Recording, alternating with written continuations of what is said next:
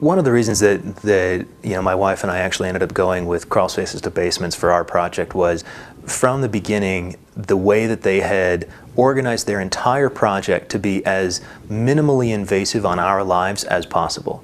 There were a couple of things that our neighbors liked to laugh at, but it made our lives a lot easier. For example, Ted said, look, your price is going to include a porta potty sitting out in the alleyway. That meant that the workers never actually had to go into the main part of our house. They were only in the basement. We were able to actually lock the door from our main part of the house to the basement, and actually Ted provided the door and the lock and did everything and gave us the key and said, look, lock this, we don't need access, but just to be sure and just to make sure that you feel safe, this is how we do it. There wasn't even a question about it.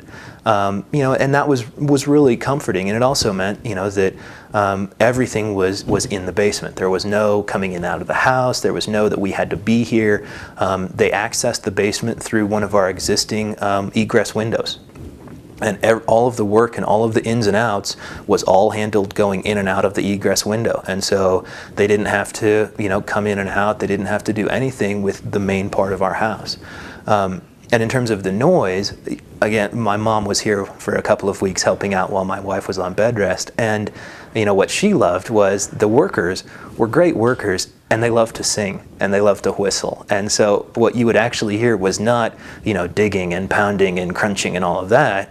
What you heard were these happy guys in the basement whistling while they worked, and it was, not disturbing and not, scary or anything. It was just sort of like, these guys know what they're doing, they're happy with what they're doing, and they do a good job. And, it was really, comforting.